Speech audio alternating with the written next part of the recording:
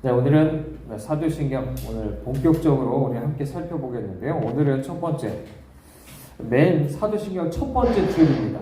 나는 전능하신 아버지 하나님 천지의 창조주를 믿습니다. 네, 오늘 이 부분을 우리 다음 주랑 나누어서 우리가 함께 살펴볼 겁니다. 자, 살펴볼 텐데 우리 첫 번째는 우리 성부 하나님과 창조에 대한 부분이죠. 자, 여기서 우리가 먼저 생각해보는 건, 우리가 믿는 하나님에 대해서 우리가 함께 생각해 봅시다. 먼저, 우리가 믿는다고 하는 이 하나님은 어떤 분일까?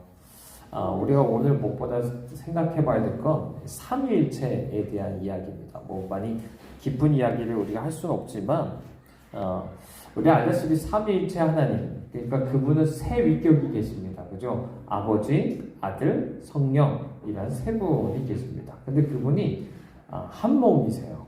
그만큼 한 본질을 갖고 계시다. 그러니까 동일한 하나님이시다. 라는 것을 우리에게 보여주는 것입니다. 이것이 기본적인 겁니다. 니키아 신경에서부터 시작해서 여러 가지 우리가 믿고 있는 바는 바로 이것입니다. 여기서 조금씩 어긋나면 이제 우리가 믿는 하나님을 잘못 믿는 거예요. 예를 들어 삼위일체 하나님 중에서 그냥 한 분만이라고 믿는다면 그거는 사실 유대교나 가톨릭이나 이슬람에서 말하는 그 하나님이랑 차이가 없어요. 이해되시죠? 한 분뿐이다 라고 말한다면 그건 그 사람들도 다 믿는 바입니다.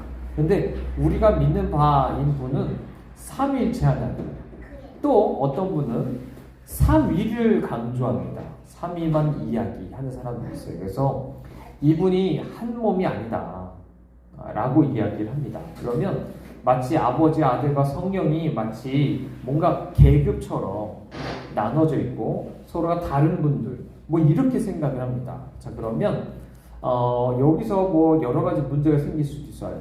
예수님이 하나님이 아니라고 한다든지, 그죠? 그냥 사람이었는데 잠깐 하나님으로 잠깐 보였다.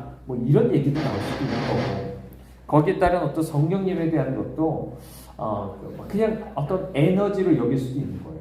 근데 이 두 가지 극단을 우리는 좀 피해야 됩니다.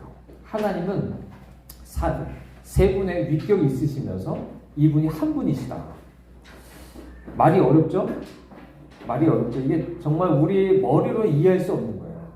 그래서 함부로 우리가 이거를 우리 믿는 바이지 이것을 내가 이해하고 누군가에게 그것을 표현하려고 하면 잘못하면 이단적인 얘기를 하게 됩니다. 둘 중에 하나에 치우친 얘기를 하게 돼요. 예를 들어 이런 거예요. 한 분이신데 한 분이신 걸 너무 강조하다 보면 이 세 위격에 대해서 좀 무시하고 한 위격만 생각하면 어떻게 나가냐면 그분은 한 분인데 세 위격이 아니라 세 역할을 하는 거야 이렇게 말합니다. 이해되시나요?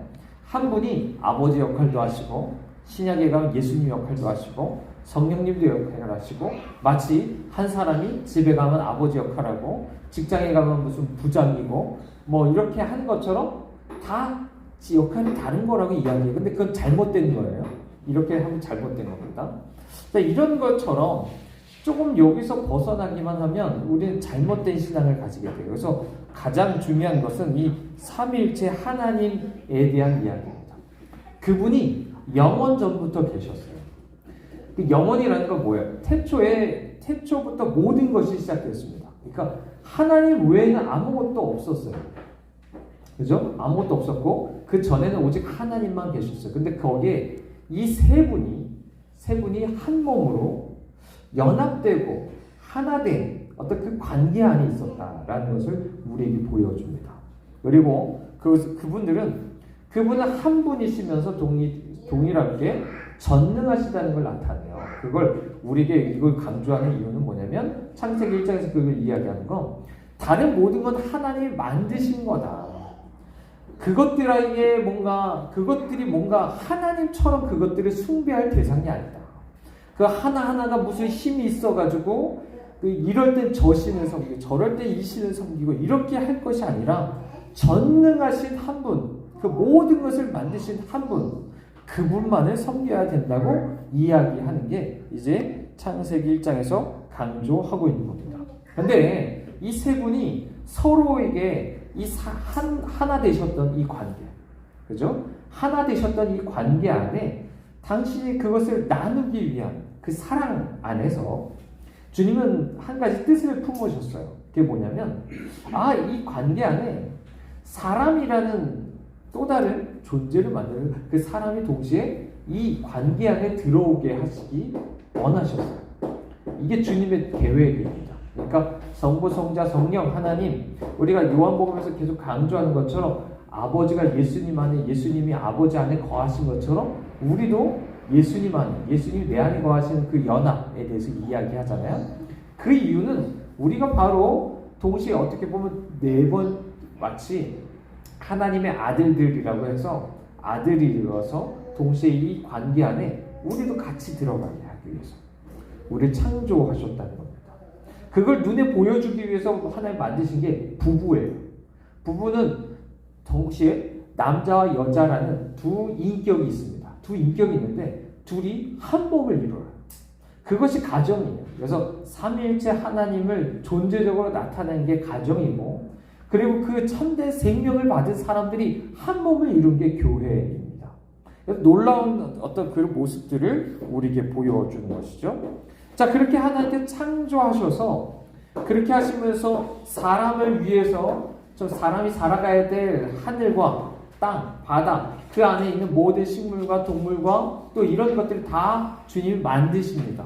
그죠? 사람이 살아가야 될 어떤 그 모든 무대와 또 거기에 있는 어떤 소품들이라고 해야 될까요?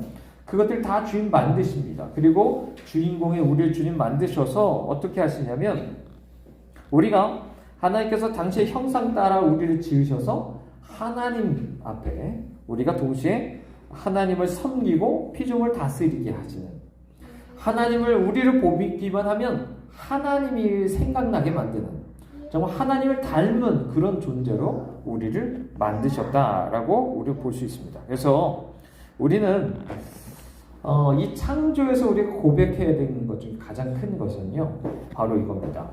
이 모든 것은 누구로부터 나왔다? 천지를 창조하신 하나님이라고 할 때, 천지의 창조주라고 할 땐 천지, 하늘과 땅과의 그 안에 있는 모든 것은 다 누구로부터 나왔다? 하나님으로부터 나왔다. 그리고 그것은 보기에 좋았다고 말하는 것처럼 다 선하다라는 것을 우리 고백해야 됩니다. 그러니까 이거는 실제 우리 삶에 적용이 되어야 되는 거예요. 이해되시죠?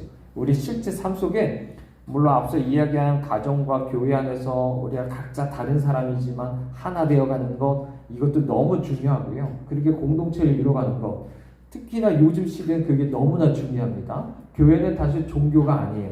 정말 그 관계입니다. 함께 부활 생명을 나누어 가진 사람들이 한 몸 되는 게 이게 교회잖아요. 그래서 이런 것들도 중요하고, 또 한 가지는 실제 우리 삶에 내가 원하는 것이든 원하지 않는 것이든, 그러니까 좋은 것이든 나쁜 것이든, 때로는 영광이든 고난이든 그 모든 것은 다 누구로부터 온다?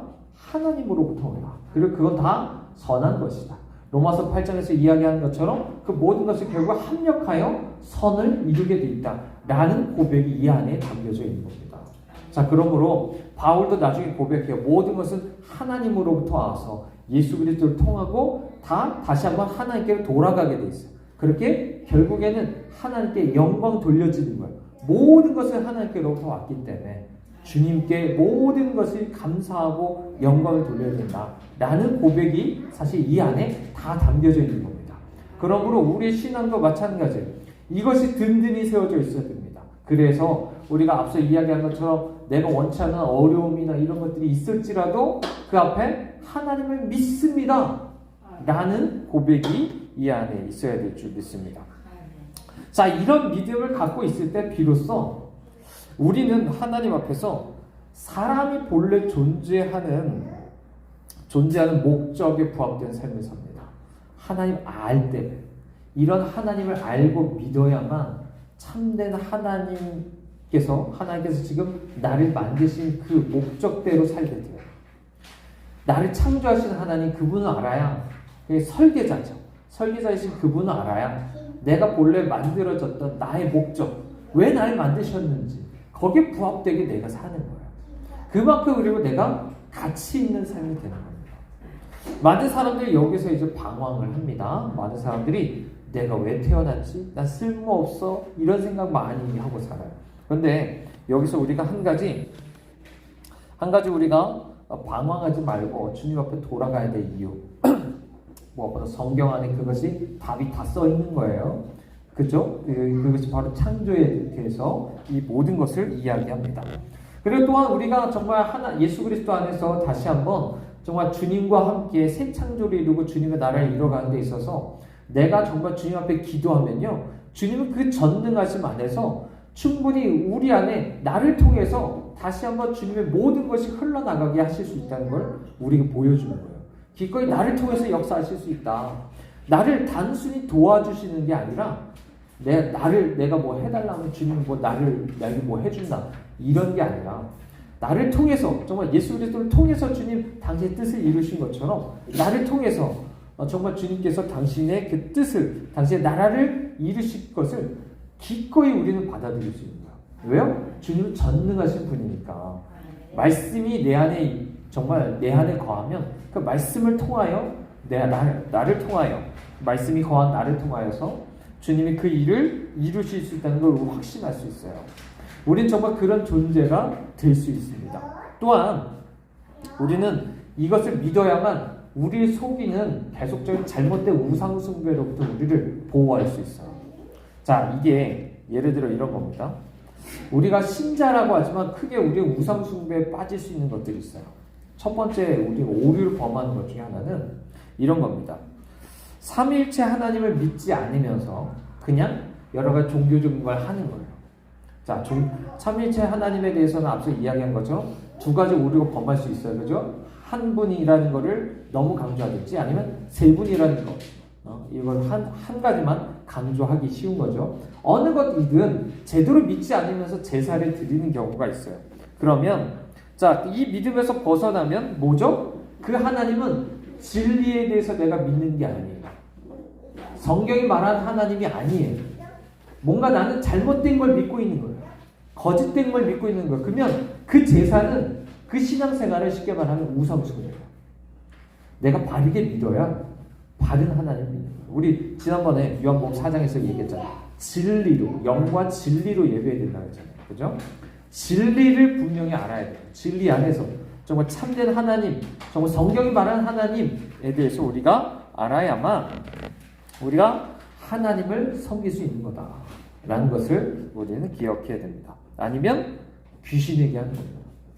귀신에게 하는 겁니다. 또 다른 하나는 우리 삼위일체의 하나님을 믿는다고 말을 해요. 그리고 믿는다고 말하고 세례도 받았고 그래서 진짜 나는 저거 믿지 않는다고 하는 저 사람들하고 다르다 라고 하는 사람들도 있습니다. 하지만 정작 그 믿음을, 말은 그렇게 하는데 정작 그 믿음을 거슬러서 행하는 사람들이 있어요. 말은 그렇게 합니다. 실제 행위가 그런 사람들이 있습니다. 그래서 하나님 섬기면서 동시에 우상숭배도 겸해서 하는 사람들이 있어요. 자, 성령님은 이것을 불가능하다고 말씀하십니다. 결코 그것이 가능하지 않아요. 둘 다 섬길 수 없습니다. 둘 중에 하나만을 섬겨야 됩니다. 그래서 이런 우상숭배나 귀신과의 교제 가운데 있는 이런 무슨 세례를 받든지 제사를 드리는 건 아무 유익이 없어요. 정말로 실제 그 진리를 바르게 알아야 되고 그래서 믿는 믿음 안에서 하나님을 섬겨야 돼요. 그렇지 않으면 그것으로 잘못된 믿음 안에 기초하는 것은 다 잘못된 우상숭배고 심지어 그거는 귀신에게 하는 것이다 라고 말할 수 있습니다. 이해되시죠? 예를 들어 우리 제사 드리셨잖아요. 옛날에 그 앞에 내가 제사를 드려요. 왜요? 거기에 잘못된 거짓이 있기 때문에. 사람은 죽어서 지금 다시 이 자리에 온다. 뭐 이런 거, 귀신이 돼가지고 이 자리에 온다는 거짓된 믿음이 있기 때문에 거기서 제사를 하는 거예요. 그죠? 마찬가지예요. 내가 하나님을 믿기 때문에 제사하는 건데 잘못된 걸 믿으면 그 제사는, 그 예배는 하나님에 대한 게 아닐 수 있다는 거예요. 그래서 우리 바로 믿어야 돼요. 천지를 창조하신 이 하나님에 대한 것부터 우리는 바로 믿어야 됩니다.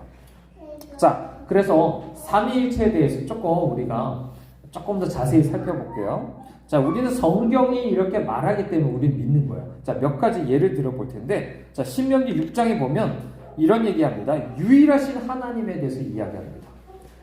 그죠? 여기 쉐마라는 말씀인데, 그죠? 너희는 이스라엘아 들으라 라고 하시면서 너희 하나님은 유일하신 한 분이라고 이야기합니다. 그죠? 한 분이라고 해서 유대교는 그래서 한 분인 하나님을 믿어요. 근데 그뿐 아니라 동시에 이런 얘기를 하죠. 창세기 1장에서 보면 창조할 때 어떤 하나님이 나오시죠? 하나님이 말씀으로 가라사대라고 하시죠. 그 말씀은 요한복음 1장에 나오면 예수님이라고 말하시고 하나님의 신이 미리 운행했다고 합니다. 그러니까 하나님과 말씀, 성령이 동시에 그 창조 사역 가운데 있었다는 것을 우리가 보게 되는 거죠. 자, 마가복음 1장에서도 마찬가지예요. 예수님 세례받고 나오실 때 하늘로부터 음성이 나옵니다. 이건 분명히 하나님의 음성이죠. 그리고서 성령이 비둘기의 형상으로 내려옵니다. 이 세 분이 동시에 나오고 있는 것을 보게 됩니다. 마태복음 28장도 잘 아시죠? 지상 대명령이라고 한 건데 위임령 여기서 아버지, 아들과 성령의 이름으로 세례를 주라고 말합니다. 그러니까 하나님은 한 분이신데 아버지와 아들과 성령이시기도 한 그 부분에 대해서 성경은 분명히 이야기하는 겁니다. 이해되시죠? 자, 둘 중에 하나만 이야기하는 게 아닙니다. 자, 여기에서 가장 문제가 되는 건 아들과 성령님에 대한 거예요. 하나님에 대한 거는 다른 유일신을 믿는 사람들도 하나님에 대한 믿음을 고백을 할 수 있어요. 유대교도 그렇고요. 가톨릭, 또 이슬람교도 그렇고요. 근데 뭐에서 이제 갈라지고 또 어디서 많이 우리가 이단이 되냐면 아들에 대한 기독론이죠. 그리고 성령론에 대한 겁니다. 그래서 우리가 좀 더 이 부분을 살펴보면 자, 예수님은 하나님이신 걸 분명히 나타내는 게 있습니다. 요한복음 1장, 로마서 9장, 히브리서 1장에서 보면 성자는 영원부터 하나님 아버지로부터 나셨다고 이야기합니다. 그렇기 때문에 아들이라고 불리는 거예요. 하나님으로부터 나오셨다. 나중에 보면 성령님은 발출되셨다. 뭐 이런 얘기를 해요. 그래서 영으로 이렇게 표현하시는데 자, 그걸 통해서 뭐라고 알 수 있어요? 하나님의 아들이라는 건 뭐예요? 동일한 하나님이라는 걸 이야기하는 겁니다. 그러니까 사람들이 내가 하나님의 아들이라고 말할 때 예수님에 대해서 신성 모독이라고 하는 거예요. 자기가 하나님이라고 말하는 겁니다. 그죠? 자, 두 번째. 잠언 1장과 요한복음 1장에서 보면 그분을 통해서 앞서 이야기한 것처럼 창조가 이루어졌습니다. 창조가 이루어졌어요. 창조는 누가 하는 거예요? 하나님이 하시는 거죠. 피조물은 창조를 통해서 나오는 게 피조물입니다. 하나님은 창조하시는 분인 거예요. 자, 그죠? 그러면 예수님도 하나님이시다 라는 걸 우리가 말해줍니다. 자, 고린도전서 10장에서는 자, 구약시대에서도 그분에 대한 말씀을 하십니다. 예를 들어 이스라엘 백성들이 자, 그리스도를 시험한 것이다 라는 표현이 나와요. 하나님만이 아니라 그리스도를 시험한 거다 라고 이야기해요. 그리고 이런 얘기도 나오죠. 반석이 바로 그리스도셨다. 반석을 터뜨려서 물이 나왔는데 그건 그리스도였다는 얘기가 나오죠. 예수님은 성육신하셔서 이 땅에 오셨을 때만 계셨다면 만약 그분은 인간이셨을 거예요. 그죠? 하나님이 아니라고 말할 거예요. 근데 구약에도 주님은 분명히 어떤 주님께서 예수 그리스도가 나타나신 것을 우리는 정말 많은 장면에서 볼 수 있습니다. 그건 분명히 예수 그리스도께서 하나님이라는 걸 우리가 보여주는 거죠. 자, 요한복음 8장에서는 또한 이렇게 말합니다. 그분을 믿어야 된다고 말해요. 우리 믿음의 대상입니다. 우리의 섬김의 대상이라고 말해요. 그리고 사도행전 7장 고린도전서 1장에서 보면 그렇기 때문에 그분을 부르며 기도해야 돼요. 주 예수여 라고 하면서 그분께 기도해야 된다는 걸 말합니다. 우리의 믿음의 대상, 기도의 대상이 되는 건 하나님이시죠. 그죠? 자, 그것을 분명히 이야기하고 있습니다. 자, 그럼에도 불구하고 예수님을 하나님으로 믿지 않는다. 이건 요한복음 3장에서 이야기한 것처럼 그 사람이 이미 심판을 받은 것과 같다는 거예요. 이미 믿지 않은 것 자체가 이미 심판받았다고 말해요.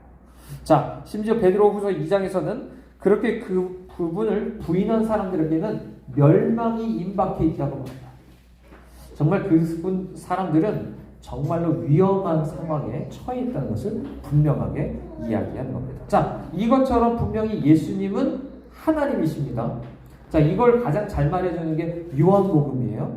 요한복음에서 예수님에 대해서 특별히 그것을 가리키기 위해서 특별히 뽑아놓은 표적과 말씀들을 다 적어 놓으셨죠. 자, 그래서 요한복음을 통해서 우리는 더욱더 그것을 알 수 있습니다. 자, 이번 성령님에 대해서 조금 더 살펴보겠습니다.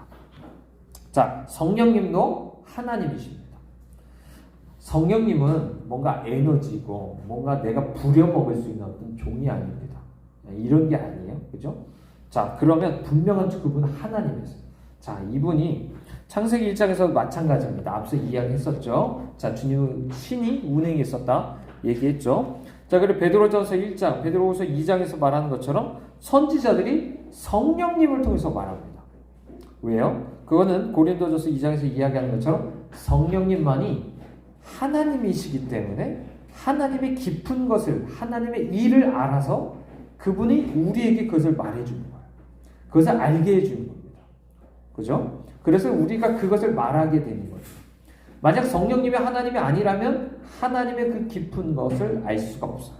근데 성령님 하나님이시기 때문에 기꺼이 우리에게 그것을 전달해 주시고 우리가 그 마음과 그 뜻과 그런 어떤 지혜, 그 비밀들까지도 우리에게 알게 하신다라는 거죠.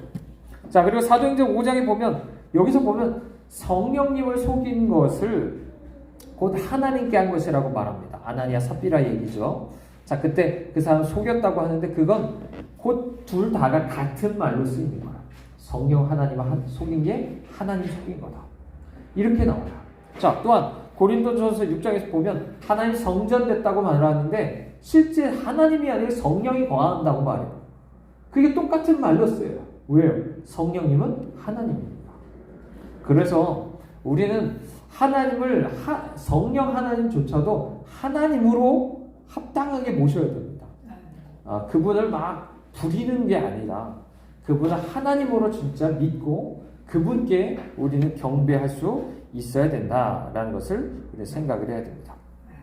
자, 여기서 이 하나님이 또한 여기서 뭐라고 말하죠? 아버지라고 말합니다. 예수님의 아버지 곧 나의 아버지라고 주님 말씀하셨어요. 자, 그분이 나의 아버지 되어주셔서 예수님이 그러했듯이 나도 아버지 되신 하나님을 내가 믿고 살아가는 거. 단순히 믿는다는 건 옛날에 구원받았을 때 그 믿음만이 아니라 오늘 아버지를 정말 그렇게 아버지로서 그분을 공경하고 경외함 속에서 내가 살아가는 것. 이게 모두가 아버지를 믿는다라는 고백입니다. 우리는 이런 하나님을 나의 아버지로 모셨어요. 그러면 그분은 자녀인 우리를 크게 적어도 4가지 역할을 한다고 한번 말씀드린 적이 있어요. 그분은 하나님은 아버지로서 나에게 필요한 것을 공급해 주십니다. 위험한 것으로부터 지켜주시고 우리가 어디로 가야 될지 모를 때 우리를 인도하여 주시고 우리를 가르쳐 주세요. 이 4가지 역할을 하는 게 아버지의 역할입니다. 우리는 그것을 확신할 수 있어요. 그분이 내 아버지라면 하나님이 그렇게 할 것을 분명히 믿을 수 있습니다. 또한 겉보기에 그렇진 않아도 환경이 아무리 어떠해 보일지라도 하나님이 그렇게 하실 것을 믿을 수 있어요. 이해되시나요? 쉽게 말하면 아무것도 필요한 것이 내게 필요한 것이 아무것도 주어져 있지 않아요. 그래도 주님 공급하실 수 있다. 아무리 위험한 상황에 처했어도 주님이 지켜주실 수 있다. 아무리 내가 아무것도 갈 길 몰라도 주님 인도하신다. 내가 아무것도 알지 못해도 주님 가르쳐 주신다. 내가 처해 있는 상황이 어떠할지라도 하나님을 그렇게 믿는 것, 이게 아버지를 믿는다라는 말입니다. 주님 우리에게 그렇게 선하신 하나님이십니다. 좋으신 분이십니다. 그분을 예수님을 통해서 그분에게 내게 양자됨은 너무나 감사한 일이다 라고 말할 수 있습니다. 우리가 알다시피 우리는 하나님께서 예수 그리스도를 하나님의 아들로 삼은 것처럼 우리 예수님 안에서 하나님의 아들들로 나옵니다. 그래서 하나님께서는 예수님에게 하신 것처럼 우리에게도 아버지가 되어주세요. 예수님 안에서 그 특권이 우리에게 주어집니다. 우리는 그래서 예수님과 같이 동일하게 아버지로 하나님을 모시고 아버지의 집에 거하게 됩니다. 네, 아버지의 집에 거하게 되는 거예요. 그게 우리가 요한복음 14장에서 이야기하는 것처럼 주님께서 우리를 위해서 예비해 주시는 것, 내가 거할 것을 예비해 두는 건 아버지의 집입니다. 내가 하나님 자녀이기 때문에 거기에 거하게 되는 거죠. 그리고 그분은 아버지로서 하나님으로서 나에게 그런 사랑과 보호를 좀 베푸세요. 때로는 우리가 그동안 겪어왔던 여러 가지 뭐 부모님, 선생님, 또 어떤 상사라든지 사회에 있는 어떤 권위자들이 이런 모습들이 잘 보이지 않아서 그런 걸 잘 믿지 못할 수는 있어요. 하지만 하나님을 믿으면 오히려 그런 것들이 깨끗이 치유가 됩니다. 그런 그런 어떤 잘못된 걸 통해서 하나님을 삐딱하게 바라보고 모든 삶이 나는 정말 고아와 같이 아버지의 집에서 떠난 탕자와 같이 아버지 없는 고아와 같이 살았던 내 삶 속에 주님 만난다면 이 모든 게 치유가 되고 정말 그 삶이 달라진다라는 것을 고백하게 됩니다. 자, 그분은 또한 전능하신 분이십니다. 주님은 앞서 이야기한 것처럼 그렇게 창조하셨을 뿐 아니라 그 전능하신 그 권능으로 오늘도 주님이 우리를 붙들어 주시고 다스리고 계세요. 자, 우리가 한번 지난번에 이야기한 것처럼 어떤 사람들은 그냥 창조해놓고 하나님이 그냥 멀찌감치 뒤로 가서 아무것도 안 하시고 그냥 그렇게 계신 분처럼 이야기한 사람들도 많습니다. 그래서 사람이 하나님 만들어 놓은 이 뛰어난 인간이 자기가 스스로 머리를 굴리고 여러 가지 계획을 세우고 해야 되는 것처럼 이야기한 사람들도 많았습니다. 하지만 하나님 분명히 지금도 다스리시는 분이십니다. 예수 그리스도를 통해서 이 땅 가운데 친히 다스리는 그 나라는 나중에 오겠지만 그렇다고 해서 하나님 지금 안 다스리는 게 아니죠. 여전히 주님 주권이 지금도 역사하고 계시고 하나님의 허락 없이는 아무것도 일어나는 일이 없습니다. 모든 게 하나님의 주권 안에 있는 거예요. 심지어 그죠? 예를 들어 욥기 같은 경우 봐도 욥기 안에 있는 수없이 많은 고난을 그 사람이 당한다 할지라도 그건 하나님이 허락했기 때문에 그래요. 그냥 사탄이 그에게 마음대로 그 사람을 괴롭힌 게 아닙니다.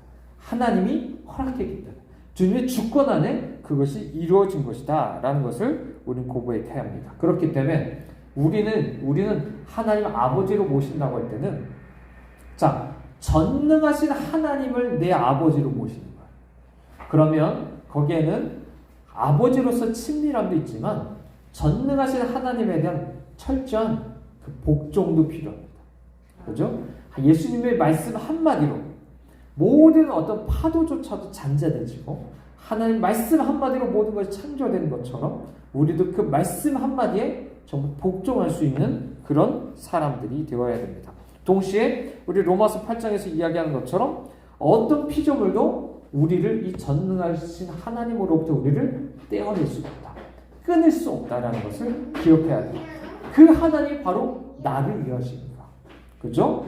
그 하나님을 믿는 믿음이 우리 안에 더욱더 굳건하실 수 있기를 바랍니다. 자, 그래서 우리는 마지막으로 천지를 만드신에 대해서 우리 잠깐 생각해 볼 텐데요.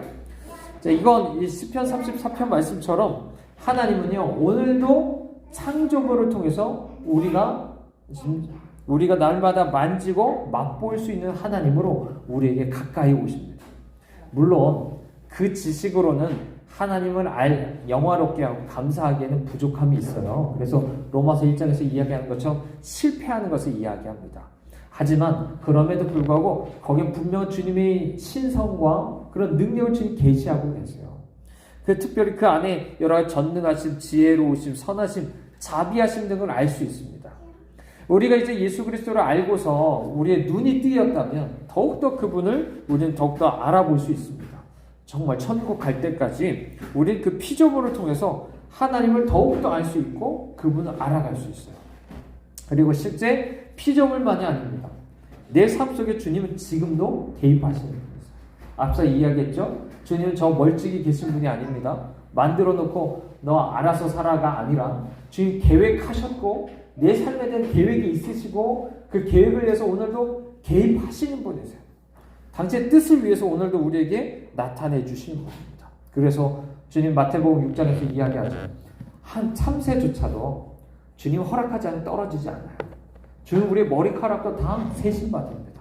그만큼 우리를 아시고 우리에게 개입하시고 하시는 그 모든 것을 우리에게 말씀해 주신 겁니다. 주님의 자녀는 우리를 돌보신다는 걸 말해 주는 거예요. 자, 우리가 자, 오늘 강의는 여기까지인데요. 다음 주에 좀 더 성부 하나님과 창조에 대한 이야기를 조금 더 하겠습니다. 우리가 어쨌든 우리가 좀 정리를 해보면 이겁니다.